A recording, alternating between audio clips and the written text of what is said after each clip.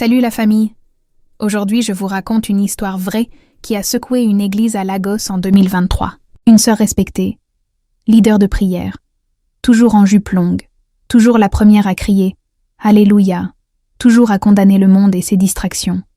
Prise en flagrant délit dans une boîte de nuit, robe courte, verre à la main, en train de danser comme si le Saint-Esprit avait pris des vacances. Et le frère sérieux qui voulait l'épouser découvre tout. Ce qui va suivre va vous faire réfléchir sur la sainteté, le mensonge, le pardon et la vérité, qui finit toujours par rattraper même les meilleurs acteurs.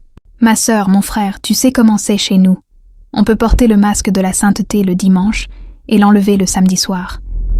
Cette histoire est pleine de pression familiale, de faux semblants, de honte publique, de rédemption et d'un final qui te laisse avec un sourire paisible. Prends ton gari ou ton café, installe-toi bien et laisse-moi te raconter. Et comme toujours, dis-nous d'où tu regardes en commentaire. On veut voir la famille du monde entier. Amara avait 28 ans, grande, police, toujours élégante. À Lagos, elle était designer d'intérieur, créative, indépendante, bien dans sa vie. Mais côté cœur, désert total. Chaque décembre, à la réunion familiale à Enugu, c'était la même chanson. Ses cousines se mariaient les unes après les autres, et tante Grace lançait toujours « Amara, on ne va pas manger ton riz l'année prochaine ?» Elle riait pour cacher la douleur, mais au fond, la pression montait. Elle n'était plus toute jeune. Et les bons hommes semblaient tous pris. C'est à un mariage de cousine qu'elle rencontre frère Pascal. Pas le genre flashy que les gars envient, mais le type que les mamans prient pour leurs filles. Calme, intelligent, voix douce. Il anime l'étude biblique des jeunes à l'église Grace Assembly Ministry. Amara le remarque quand il refuse le champagne. « Non merci, de l'eau suffit. Mon corps est le temple du Seigneur. » La façon dont il le dit la fait regarder plus longtemps. Ce soir-là, leurs regards se croisent dans la salle. Et dans sa tête, le plan se forme. Quelques jours plus tard, elle trouve son numéro sur l'Insta de sa cousine. Notre leader d'église, frère Pascal. Elle enregistre, attend le bon moment, et envoie « Bonsoir frère Pascal, c'est la cousine d'Amarachi du mariage. Ton message sur la foi m'a vraiment touchée. » Il répond vite « Sœur Amara, ravie d'avoir de tes nouvelles. Tu es à Lagos. » Et c'est parti, message tous les jours. Sa voix devient la première qu'elle veut entendre le matin. Quand il l'invite à l'église le dimanche, panique. Elle n'y va presque jamais, sauf mariage ou enterrement.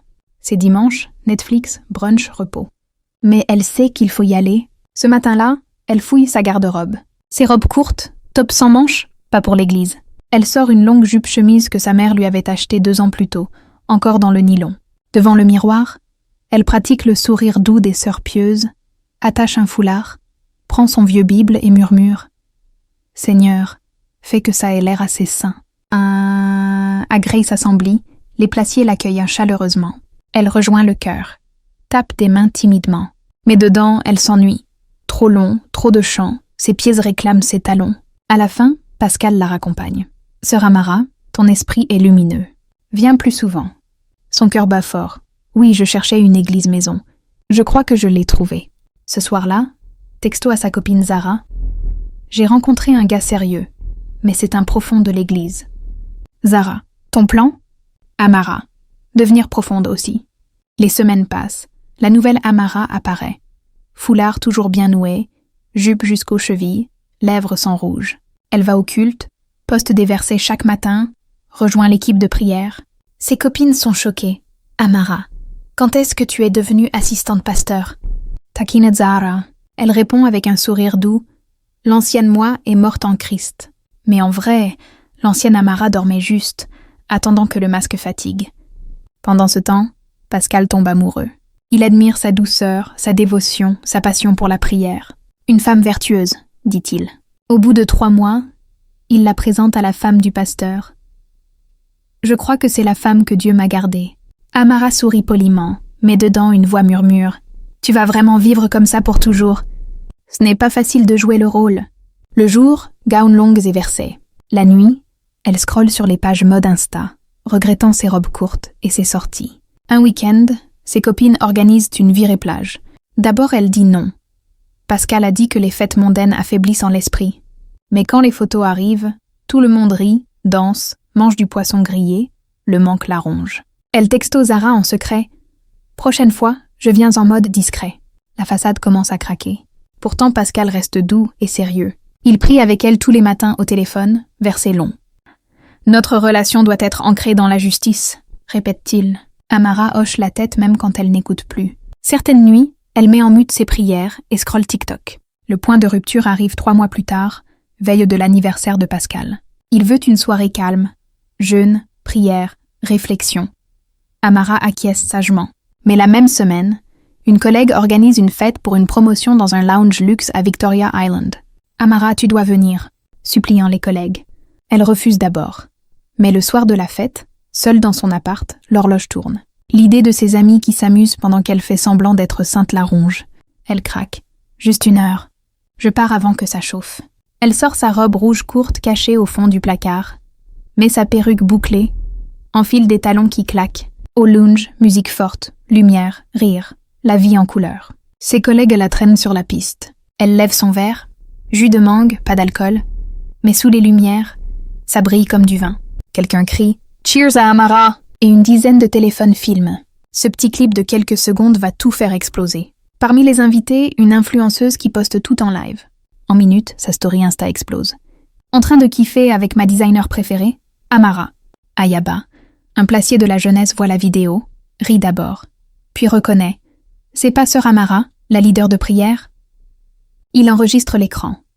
Le lendemain matin, le clip circule dans le groupe WhatsApp des jeunes. À 9h, il arrive sur le téléphone de Pascal. Il ouvre, se fige. Non, ce n'est pas elle. Mais c'est son visage, son rire, l'heure de la veille où elle lui avait texto. « Bonne nuit, mon amour. Je prie avant de dormir. » Un silence lourd tombe dans son cœur. Ce soir-là, il attend près de la grille de l'église, téléphone prêt, pendant la répétition. Quand Amara arrive en longue jupe, sourire habituel, quelque chose en lui explose. « C'est ça la sainteté, sœur Amara ?» lance-t-il fort. Tête qui se tourne, chant qui s'arrête. Silence comme un coup de tonnerre. Et c'est le moment où tout bascule. Les jours suivants testent sa résolution. Elle évite les réseaux, ignore les appels gossip, se concentre sur elle-même. Certains matins, elle ne prie même pas. D'autres, elle murmure des mots simples jusqu'à ce qu'ils sonnent vrais. Elle coupe les amis qui se moquent, lit tranquillement, tient un journal chaque jour. Un soir, elle tombe sur un verset qu'elle citait avant sans le vivre. « La vérité vous affranchira. » Elle le fixe longtemps. Maintenant, je comprends. Peu à peu, la paix revient. Pas bruyante comme les applaudissements, mais calme comme la brume du matin sur un cœur blessé. Pascal, lui, s'éloigne du leadership un temps. Il n'a rien fait de mal, mais porte une culpabilité. Son ami lui demande « Tu penses encore à elle ?» Pascal soupire. « Oui, j'étais en colère, mais peut-être fière aussi. J'ai puni son erreur comme si je n'en faisais jamais. » L'ami. « Bro, le pardon guérit les deux. »« Prie !» Pascal prie. Nuit après nuit, l'amertume s'en va, remplacée par une compassion calme. 3 mois plus tard, Amara dessine dans un parc quand une voix familière. « Cette place est prise ?» Son cœur serre. Pascal, sourire doux, plus léger. Il parle travail, vie, météo, puis silence. Enfin Pascal. « J'ai entendu que tu as rejoint une autre assemblée. Content que tu n'aies pas abandonné la foi. » Elle sourit faiblement. « J'ai failli, mais Dieu ne m'a pas lâché. » Il baisse les yeux. « Amara, je suis venue dire quelque chose. Pardon pour avoir crié ce jour-là à l'église. J'ai laissé la colère guider la vérité au lieu de l'amour. Et la vérité criée sans compassion devient jugement. » Larmes aux yeux d'Amara. « Merci, mais tu avais raison, j'ai menti. J'ai porté la sainteté comme un vêtement, mais dedans j'étais nue. » Il hoche la tête. La douleur est parfois le sermon qui change vraiment. Ils se séparent en paix. Pas de rancune, pas de reprise, juste compréhension. 2 âmes qui ont appris la grâce de côtés différents. Le dimanche suivant, Amara se lève tôt.